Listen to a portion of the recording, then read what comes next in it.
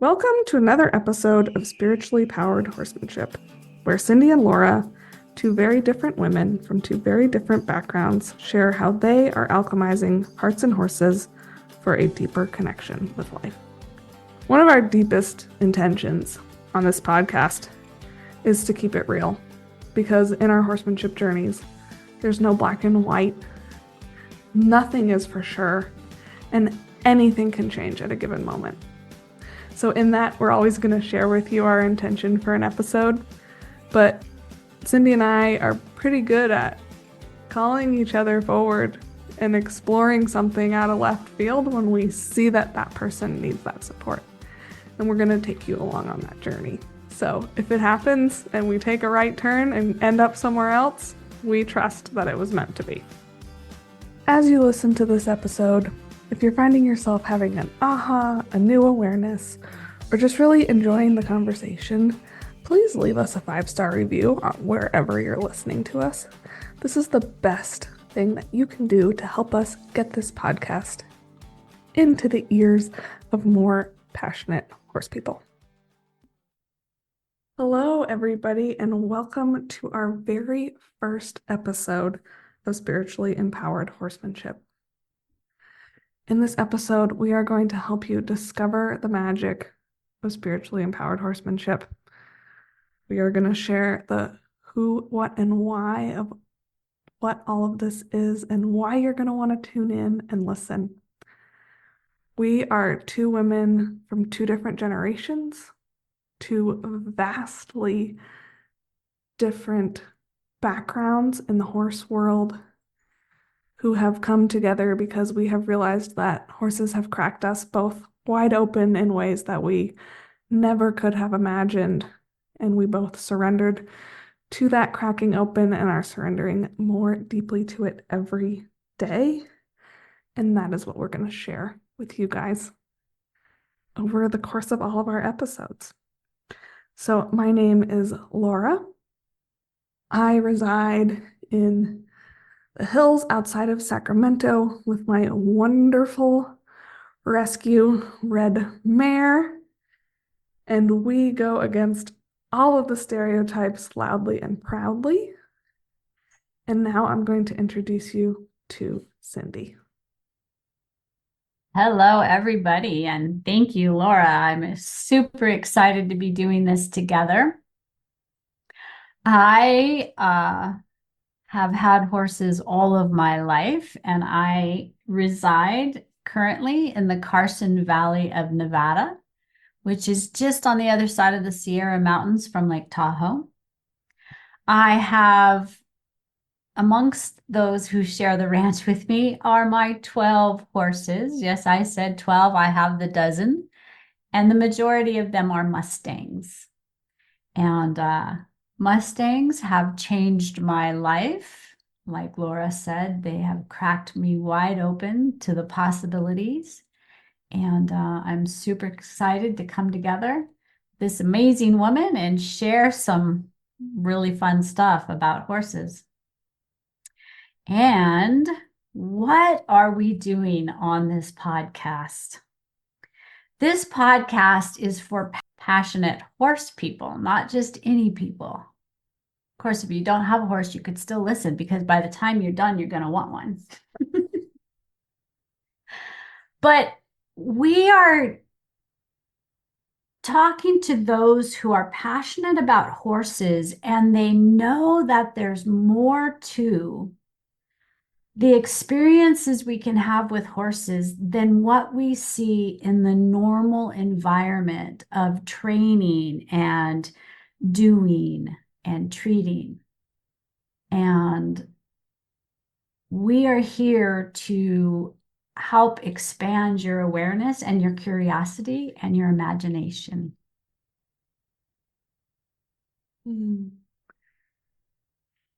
Yeah, and in that expansion, you're going to find yourself feeling more confident in the driver's seat of being the steward of your horses. Traditionally, you defer outside for everything. You go to the trainer, you go to the vet, you go to the farrier, you go to the nutritionist, and all those professionals are so needed and so valuable. But we've accidentally created a culture where they know better than you, even though they only see your horse for an hour. And we really want to make sure that you have the confidence to know that you know your horse is best out of everybody and you are the one who can call the shots in their lives. Laura, it's so true because we are creating a relationship with another living being who their survival depends on them knowing their herd members inside and out and when they're being authentic. And they can help us learn to find that within ourselves, to trust our intuition and trust our gut. And so, yes, it's important to have that huge supportive team,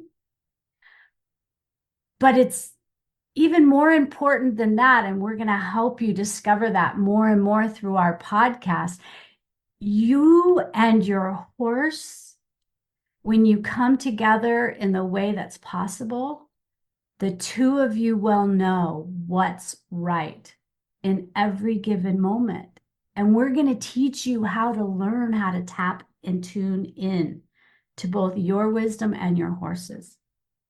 Yeah. And once you have confidence in that, you can navigate anything. Absolutely. Yeah.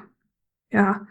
So I guess we've kind of tapped into our why here, but that's our next step. Our why is horses are being constantly overlooked. Their needs are not being met, and horse people are finding themselves in situations where they know there is more. They know there's a deeper relationship.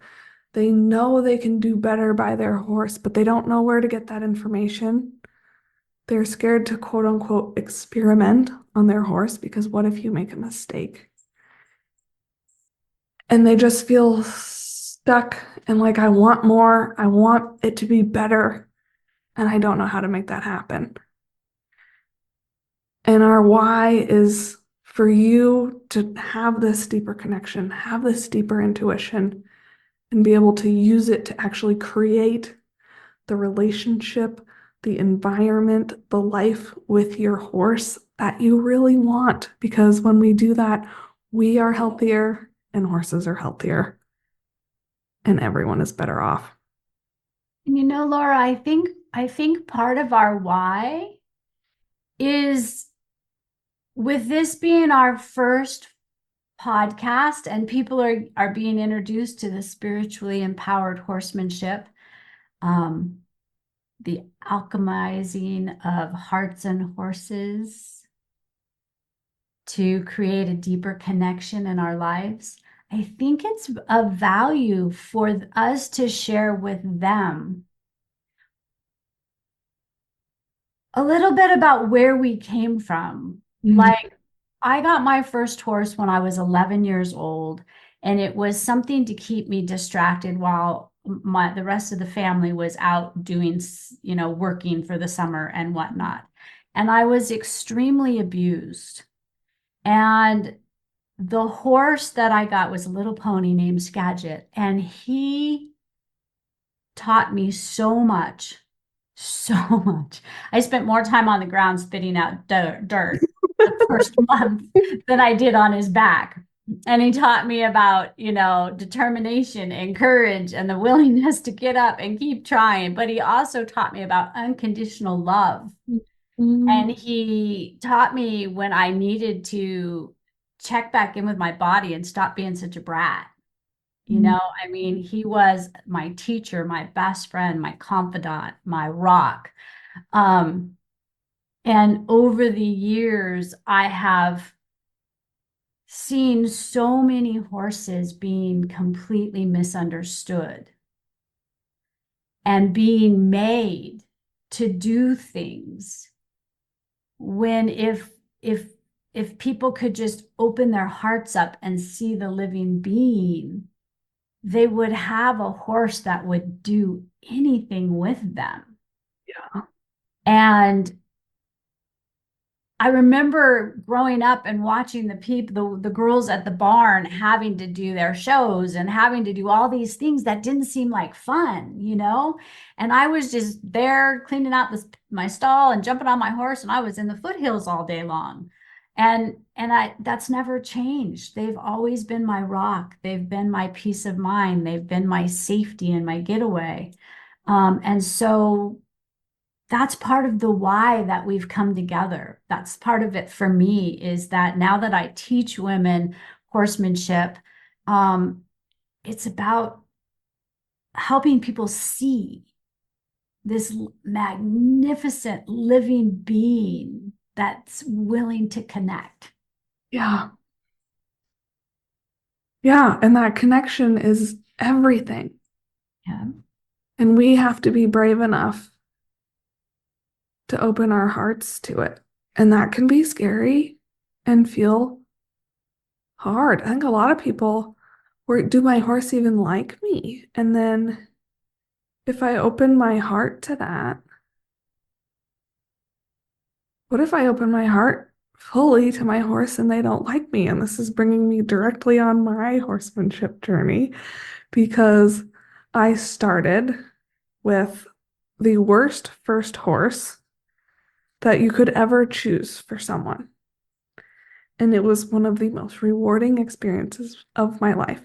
He was a 5-year-old unhandled Arab who had been gelded 5 minutes ago, was seized by the state of Idaho because he kept getting out of the fences and breeding all the neighbors' mares. So he knew fully well what his manhood was about and how to use it. And he needed a person. His name was Double Trouble, and his go-to was, I'm gonna headbutt you straight onto the ground and run away because I'm so terrified and people are not safe.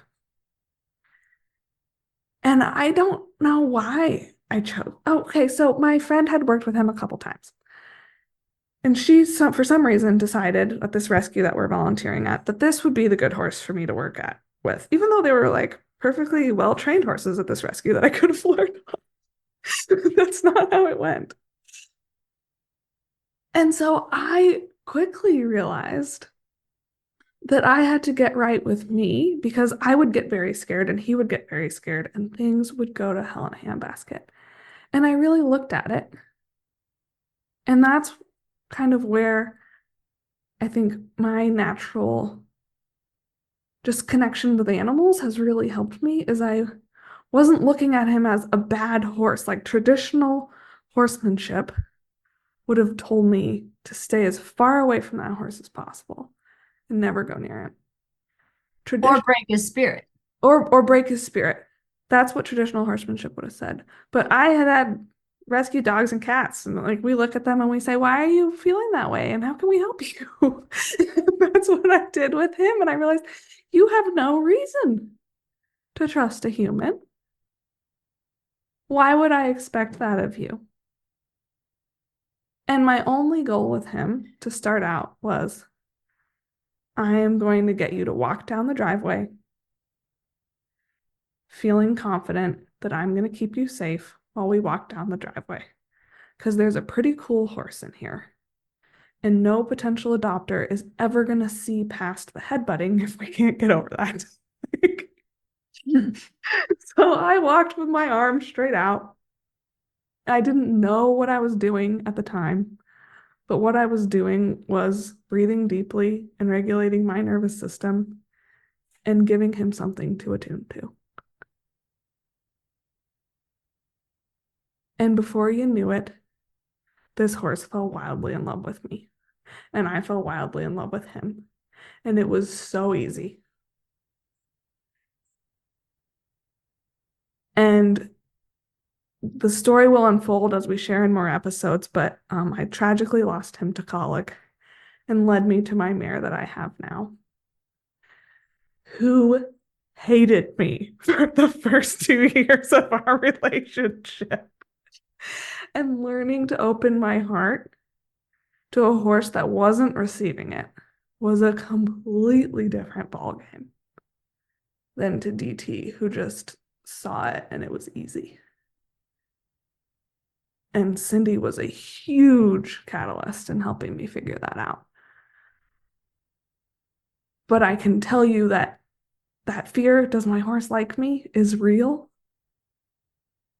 And it's totally possible to overcome. But I had to be the one to crack open first. And that wasn't easy, but you can do it. Wow. You know, I think unknowingly you just described spiritually empowered horsemanship.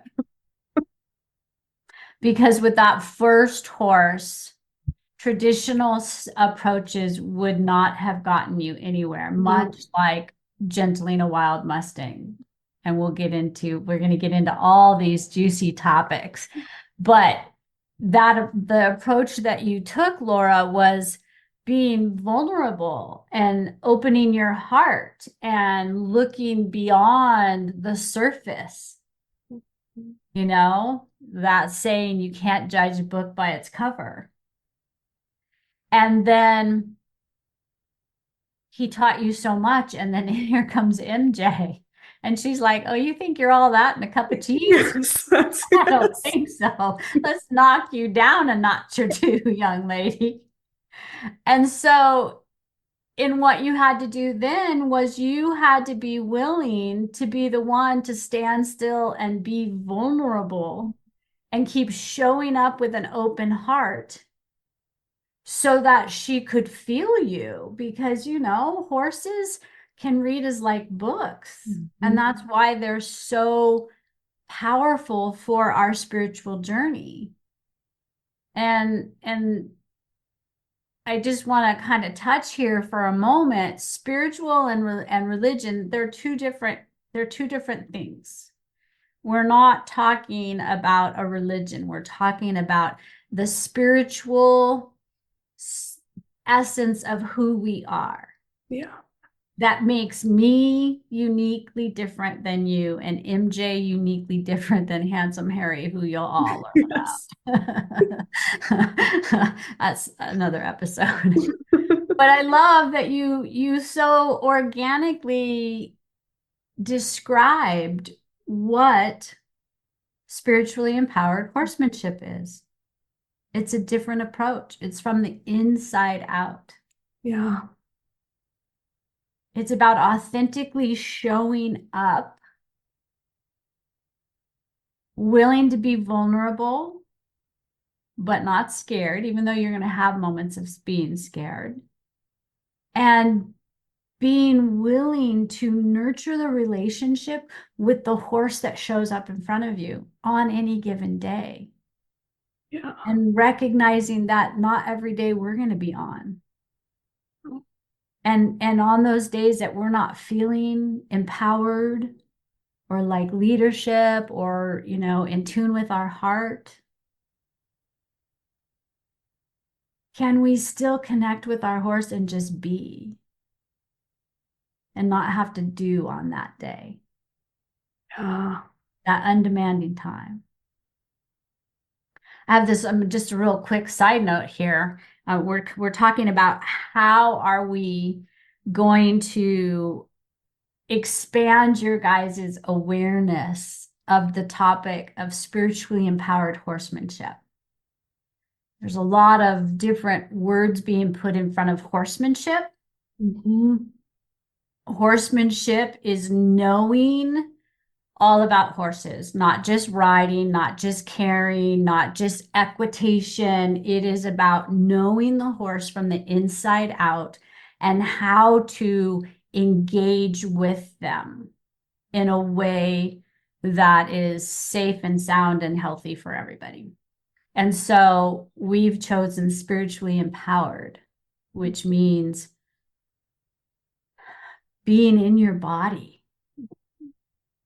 being able to behave with wisdom and compassion while maintaining inner and outer peace, regardless of the situation you and your horse are facing.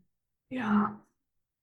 That's what we're here to help empower you with. And I have a client who I'm working with that has a troubled horse, and he's come from a high intense program.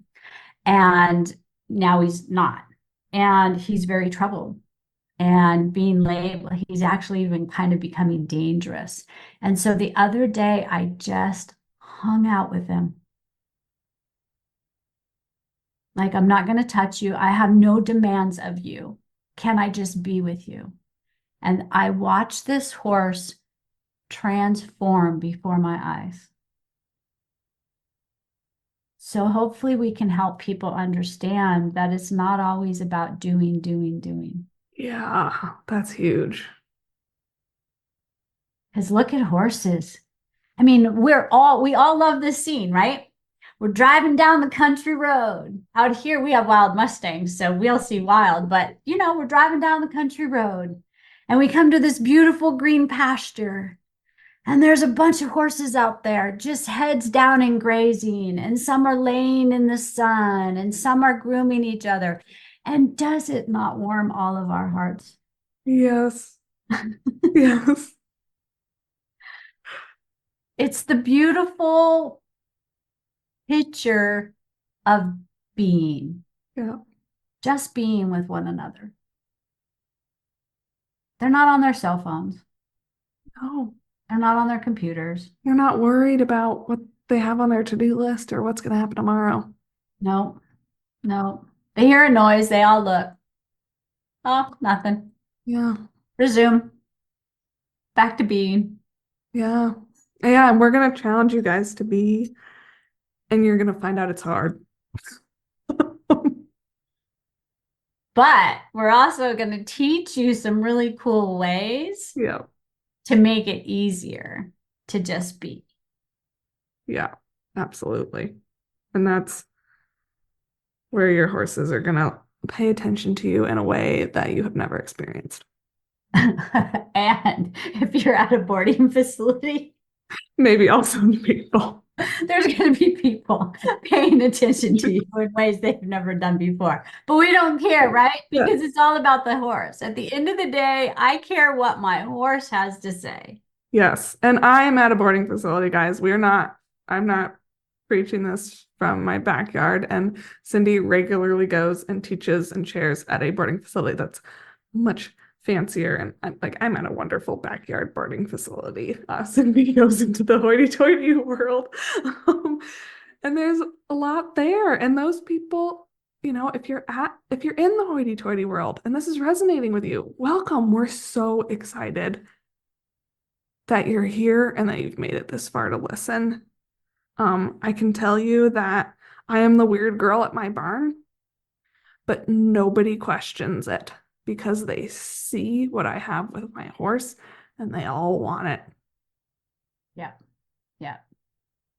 And what Laura and I are sharing with you guys is the connection, the foundation.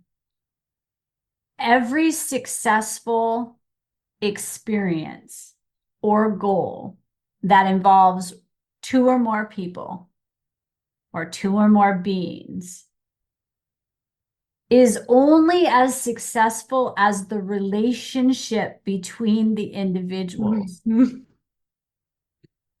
And when there's a relationship of trust and connection and communication, there's a rock solid partnership that you can then go on and do anything you want to do with your horse. Jumping, 3-day eventing, endurance, trail trials.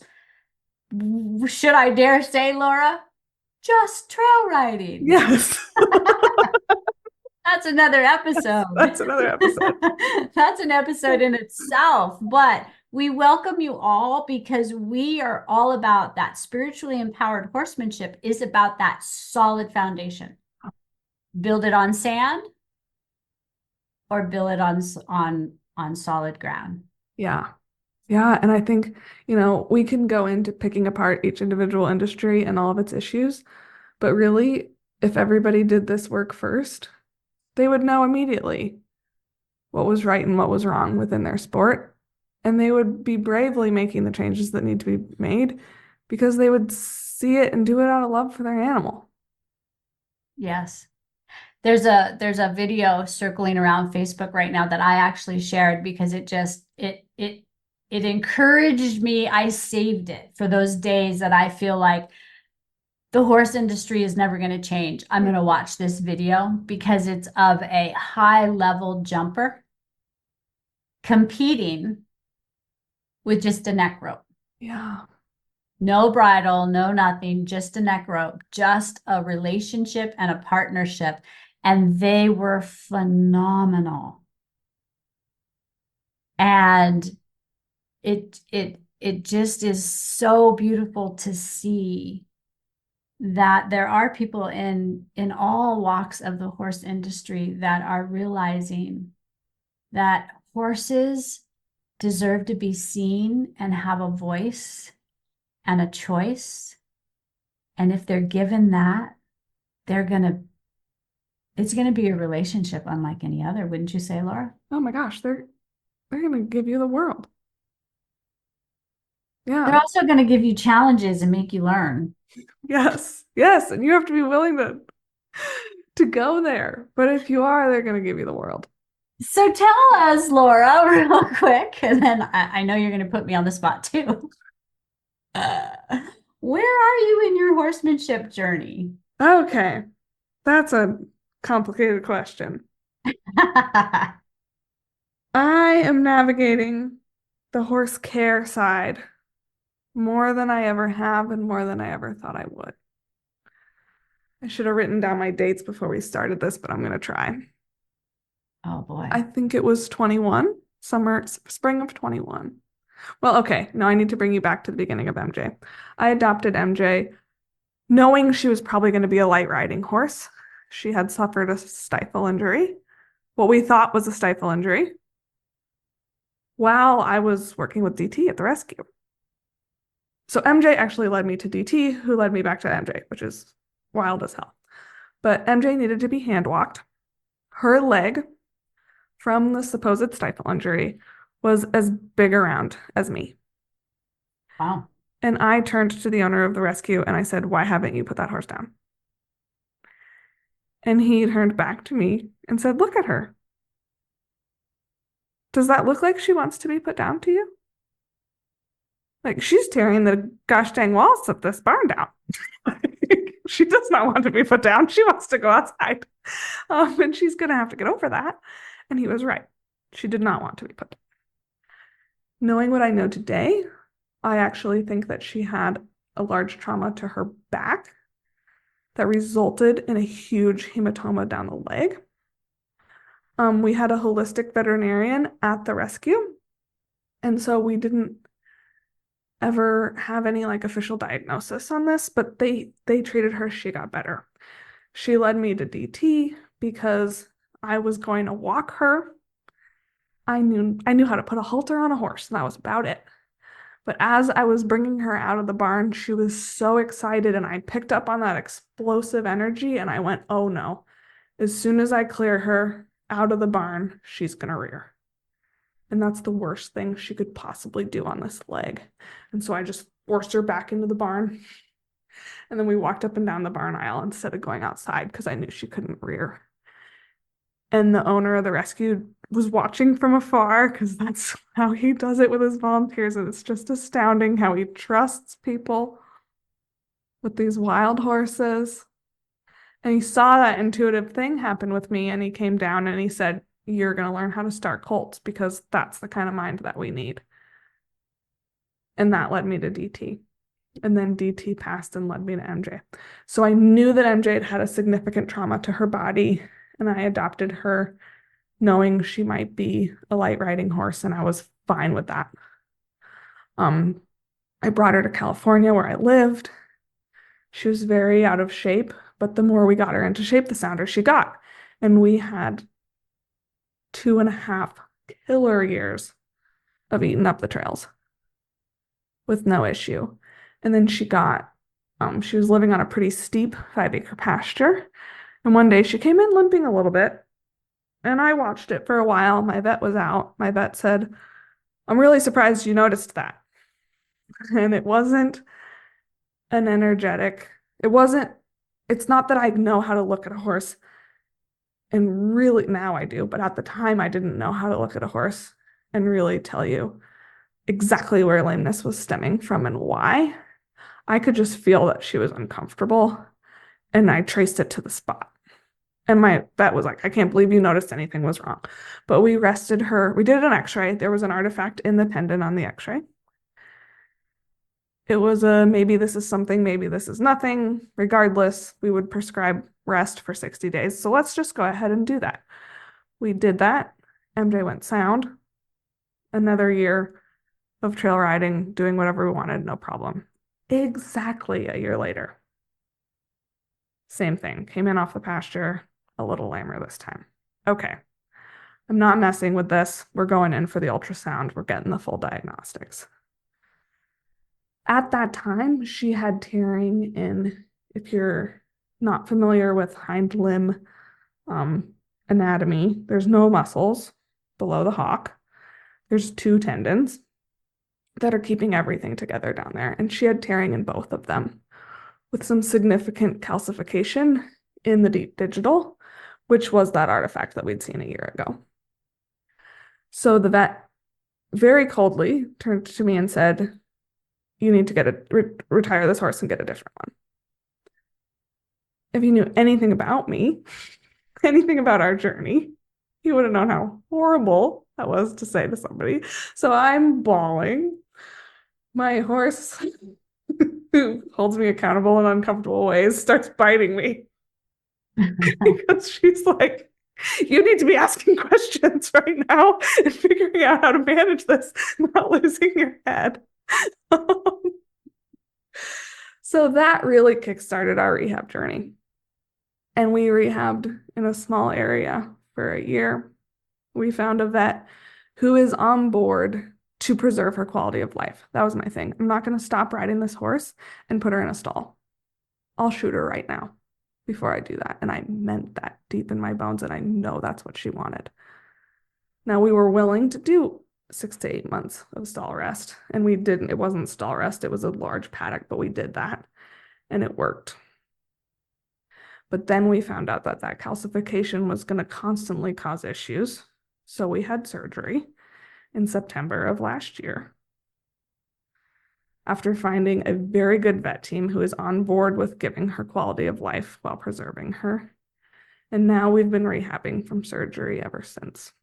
So my focus right now in my horsemanship journey is being at peace with whatever comes. Because the reality of the situation is, if that tendon completely ruptures, there will be nothing we can do for her.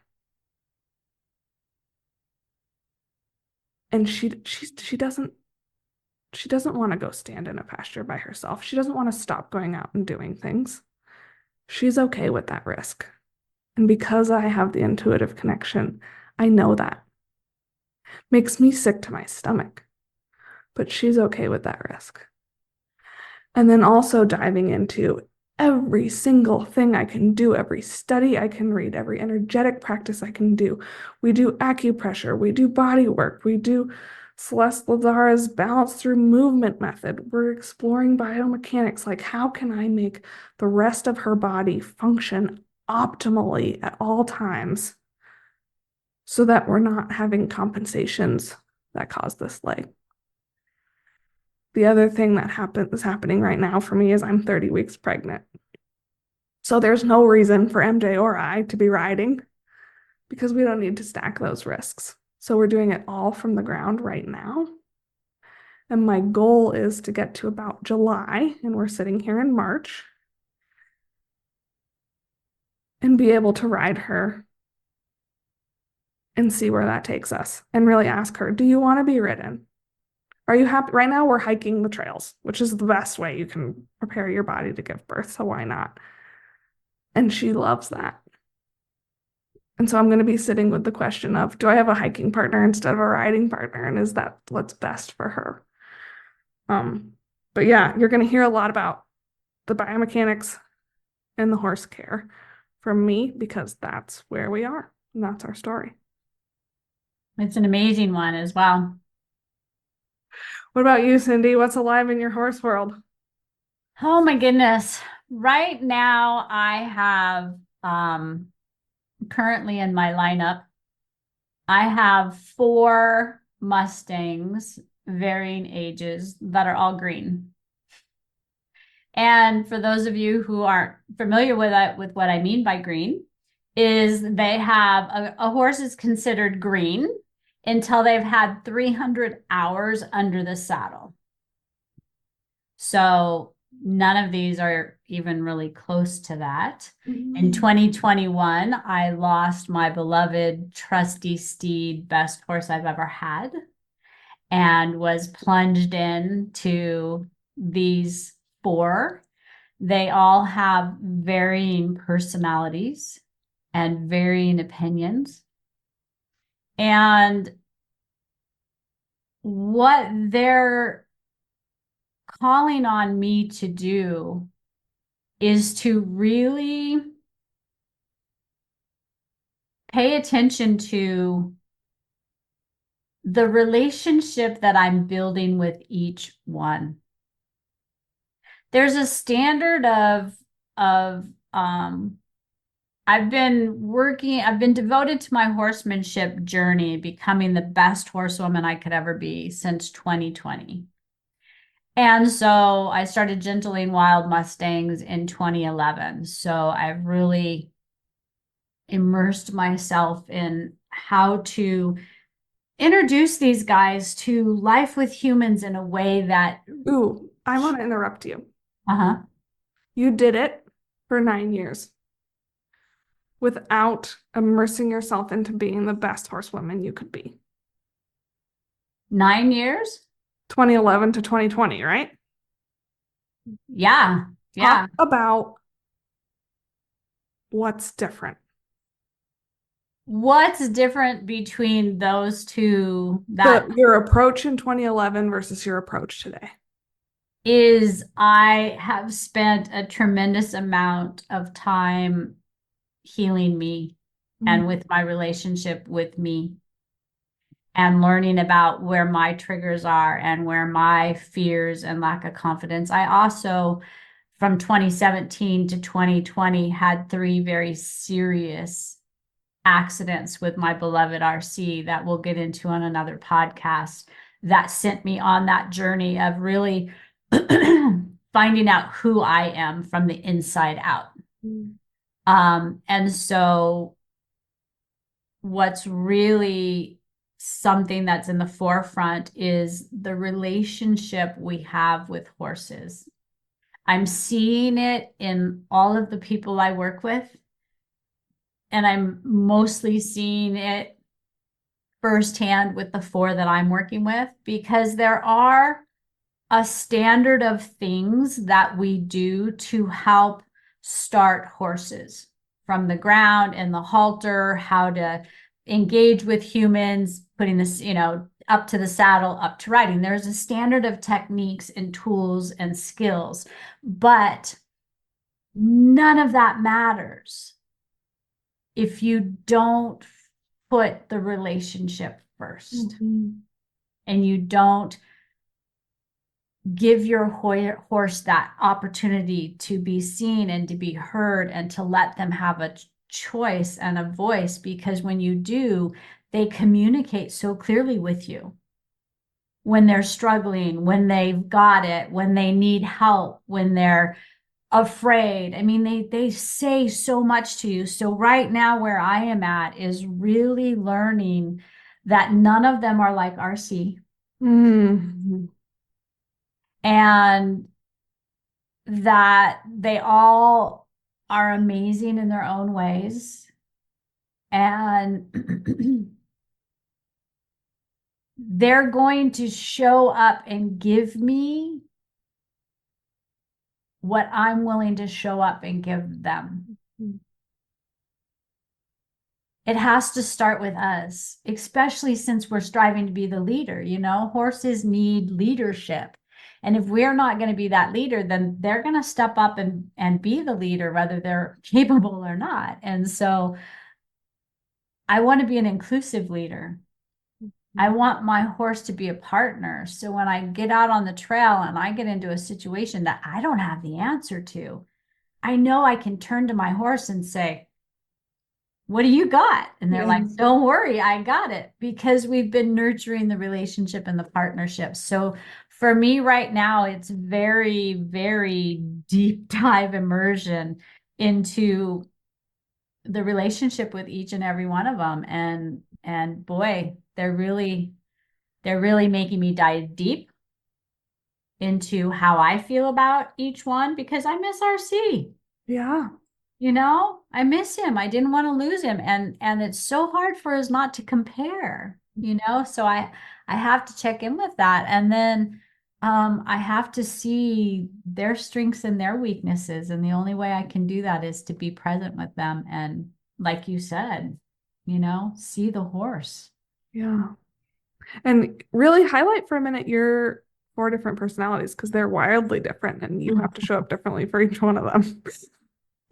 So I have Harry, handsome Harry, who's my main partner. He and I just qualified as a mounted team in the Douglas County Sheriff's mounted posse, and he is a bottle brat.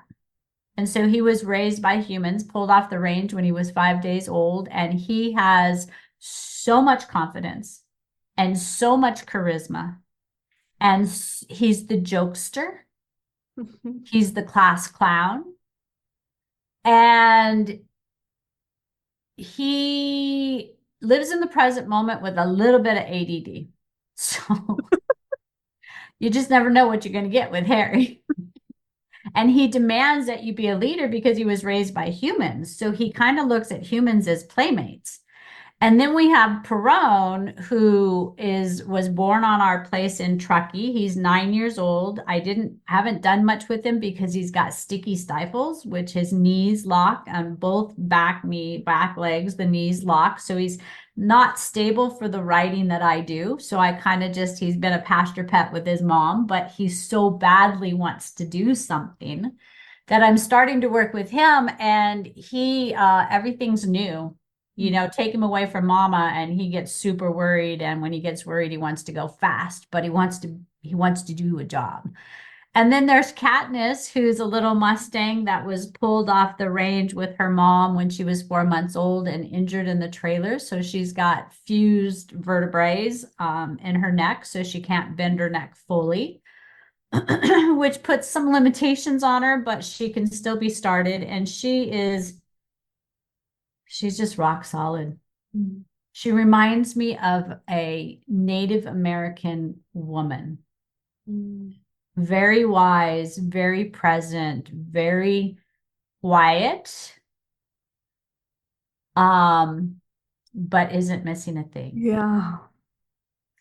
And she really loves to do stuff with me. I've been taking her out on walks in the mountains since she was a year old. So she really loves. And then there's Dakota, my big girl, she's the queen. And she's very opinionated. And she would prefer not to be ridden because she was started with not a really good experience, but she is so fun to ride. And when you get her out in the mountains and she's comfortable, she really wants to go. But she makes me earn every single ounce of respect that I get from her. And she will not be pushed. It has to be respectful and cohesive. And so each one of them makes me rise to the occasion of they're really expanding my ability as a leader and as a trusted partner. Yeah. So I'm grateful for all of them. Yeah. And I miss riding a horse that's very seasoned. Gosh, it's really interesting that you picked out Katniss as your most solid mind. Why do I'm navigating a lot of grief around what's going to be lost potential with MJ. Like if I could give her a new leg, we could go up any mountain and down any valley and through whatever we wanted to, and we would be unstoppable. And it's interesting that not yours is also limited, your most solid mind. Yeah, they told me that I can ride her. She'll be good. She'll never be able to give me quite that full lateral bend to, Mhm. I think it's the right. Um her vertebrae magically fused together. I mean, this little girl came to me when she was 4 months old, wild as could be, with a 6 month old, traumatized as hell. And I had no idea she had a broken neck. Freaking broken neck. A broken neck. That's wild. And it fused in a way that the spinal cord still has room to go through Mhm. safely. But if it were to ever get pinched, she would go paralyzed in her hindquarters, which I like to do high country, high mountain riding. And she won't ever be able to do that. But I believe she will be my most amazing clinic horse Yeah. that helps me teach lessons and flatland riding. Mhm.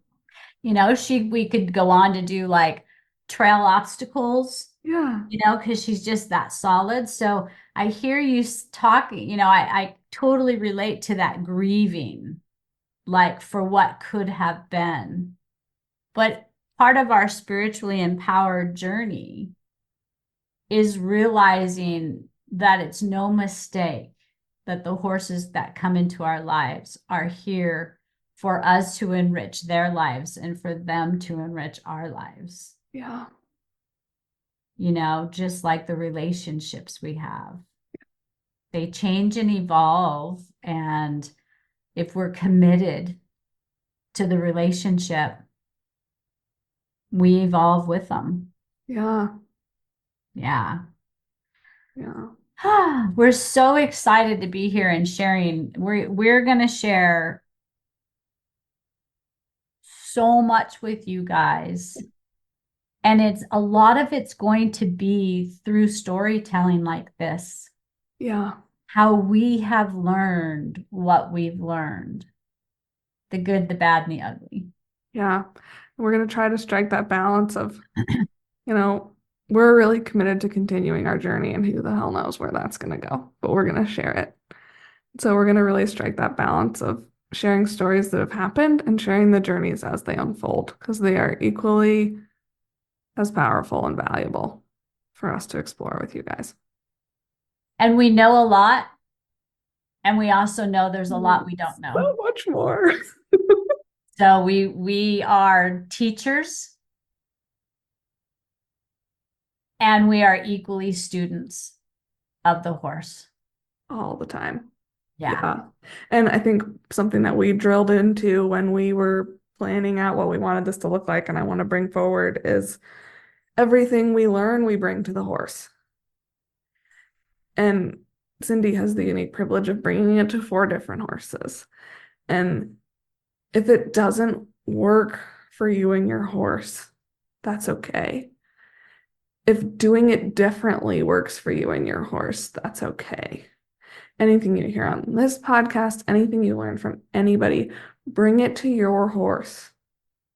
And you don't know whether or not it works or whether or not it's right until you bring it to the horse. And that is what we practice day in and day out. And it's what we want you to empower you to do too. And what I do with MJ looks wildly different than what I did with DT, looks wildly different than anything that Cindy did with any of her 4 horses, and she approaches them all differently.